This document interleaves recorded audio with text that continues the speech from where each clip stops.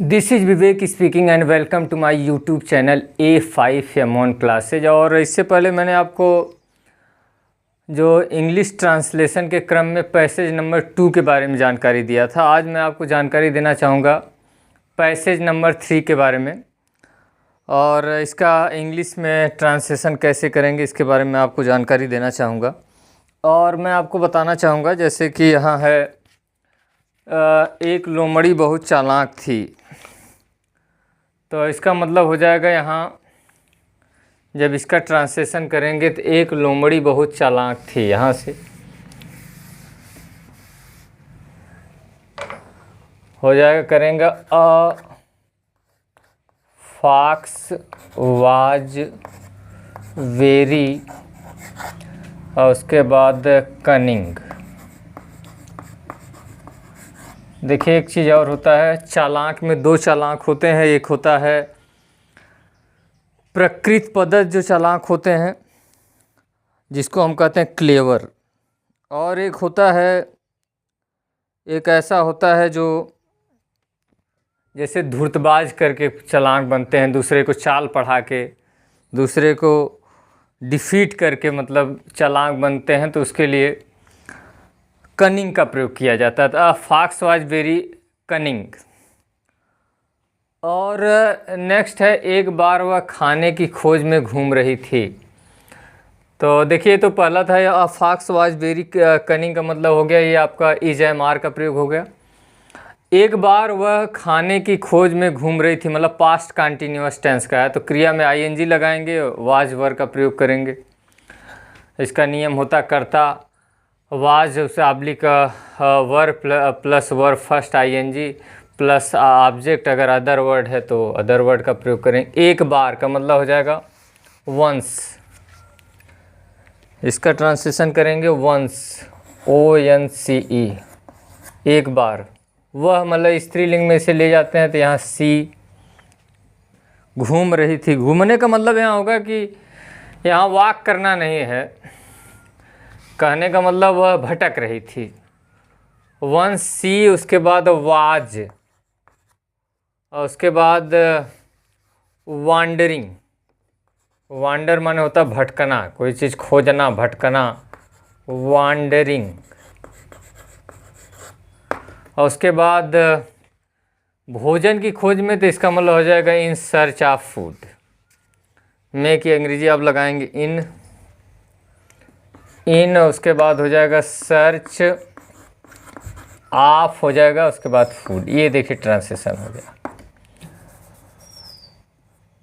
लेकिन उसे कुछ ना मिला, इसका मतलब पास्ट इंडिफिनिट टेंस का जो निगेटिव सेंटेंस है, तो इसका ट्रांसलेशन दो तरह से कर सकते हैं। लेकिन उसे कुछ नहीं मिला, बट सी, उसके बाद डिड नॉट गेट एनीथिंग, ये भी आप ट्रांसलेशन कर सकते हैं, या इस तरह भी यह ट्रांसलेशन आप कर सकते हैं, बट सी गॉट नथिंग, इस तरह भी इसका ट्रांसलेशन आप कर सकते हैं, बट सी, और उसके बाद हो जाएगा गॉट नथिंग, सी गॉट नथिंग, ये भी देखिए ट्रांसलेशन हो जाएगा। मतलब उसे कुछ नहीं मिला, मतलब वो कुछ नहीं पाई, ये देखिए। या उसका मैंने आपको बताया कि पास्ट इंडिफिनिट का निगेटिव में भी कर सकते हैं आप, डिड नॉट लगा के, सी उसके बाद डिड नॉट गेट एनीथिंग। कुछ समय बाद उसने पेड़ पर एक कौवा देखा, तो कुछ समय का बाद का मतलब हो जाएगा आफ्टर सम टाइम, इसका हो जाएगा आफ्टर सम टाइम। उसने पेड़ पर एक कौवा देखा, तो इसका मतलब पास्ट इंडिफिनिट टेंस का हो गया, कर्ता क्रिया सेकंड फॉर्म प्लस कर्म। आफ्टर सम टाइम सी सा अ क्रो, और उसके बाद आफ्टर सम टाइम सी सा क्रो, और उसके बाद पेड़ पर, वैसे पेड़ के सबसे ऊपर बैठा है कोई, ऐसा नहीं होता कौवा सबसे ऊपर ही बैठा होता है, वैसे इन द ट्री भी लगा सकते हैं, या आजकल प्रयोग होने लगा ऑन द ट्री, तो आप लगा सकते हैं।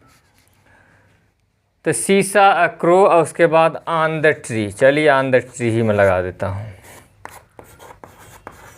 देखिए उसकी चोंच में एक रोटी का टुकड़ा था, माने उसके पास उसकी चोंच में एक रोटी का टुकड़ा था। तो उसकी चोंच में एक रोटी का टुकड़ा था। तो इस तरह इसका करिए, इट लगा के, इट, या इस तरह करिए, हाँ, ही हैड उसके बाद टुकड़ा का मतलब piece, PIECE, piece of bread, piece of bread. उसकी चोंच में देखिए पास था मतलब हैड का प्रयोग करेंगे। उसकी चोंच में, इन हिज बीक माने होता चोंच, BEAK, बीक माने होता चोंच, इन हिज बीक। लोमड़ी ने उस टुकड़े को पाने की युक्ति सोची। इसका मतलब पास्ट इंडिफिनिट टेंस है, कर्ता क्रिया सेकंड फॉर्म कर्म। लोमड़ी मतलब द फॉक्स सोची, the fox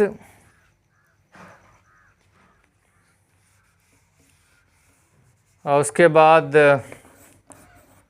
the fox thought. एक युक्ति का मतलब एक योजना, एक उपाय। The fox thought a plan, PLAN, plan. उस टुकड़े को पाने की युक्ति सोची। तो उसका मतलब हो गया टू गेट। टू, दो क्रियाएं आ जाती हैं तो एक क्रिया से पहले टू लगा के, ING या लगा के, टू गेट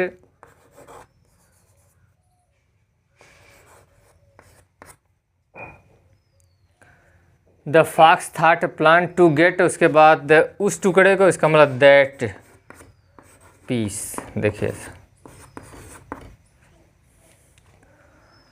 लोमड़ी कौवे के पास गई, ये भी देखिए पास्ट इंडिफिनिट टेंस का वाक्य। लोमड़ी का मतलब हो गया द फॉक्स,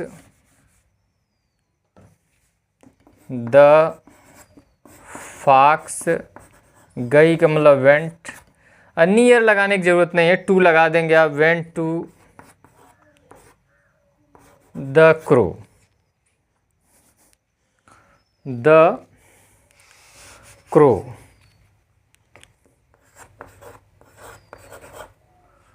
और बोली, और बोली का मतलब एंड सेड, कृपया एक गाना गाओ। देखिए कृपया एक गाना गाओ का मतलब ये इंपरेटिव सेंटेंस है, जिसमें जिसे आदेशात्मक या आज्ञा सूचक वाक्य कहते हैं। इसका नियम होता है क्रिया की फर्स्ट फॉर्म प्लस कर्म। अगर अदर वर्ड है तो अदर वर्ड भी लगाई, मतलब अन्य शब्द है तो। कृपया एक गाना, अगर कृपया आ गया तो पहले यहीं आप प्लीज लगाएंगे, प्लीज। और उसके बाद देखिए गाओ का मतलब सिंग अ सॉन्ग। ये देखिए मैं इसके बारे में आपको और डिटेल इसकी जानकारी दे रहा हूँ, ये इम्परेटिव सेंटेंस के बारे में। इसके बारे में आपको जानकारी दे रहा हूँ कि आपका इम्परेटिव सेंटेंस का जो ट्रांसलेशन करने का जो नियम होता है उसके बारे में क्या इसकी जानकारी होती है। तो यहाँ हो जाएगा प्लीज, उसके बाद सिंग a song.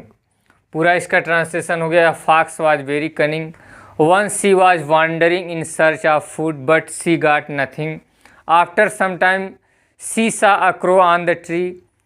He had a piece of bread in his beak. The fox thought a plan to get that piece. The fox went to the crow and said, please sing a song. तो ये complete इसका translation हो गया। जो मैंने हिंदी वाक्य, जो हिंदी मैंने पैसेज लिखा था, हिंदी गद्यांश जो लिखा था। अब थोड़ा मैं इसके बारे में आपको इम्परेटिव सेंटेंस के बारे में थोड़ा जानकारी देना चाहूँगा कि इम्परेटिव सेंटेंस है क्या।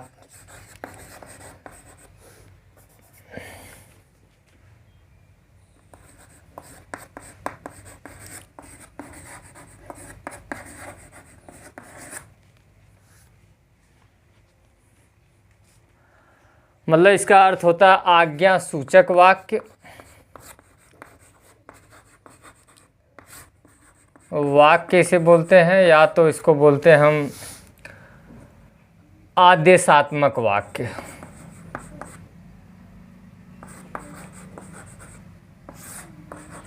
आदेशात्मक वाक्य के नाम से जानते हैं।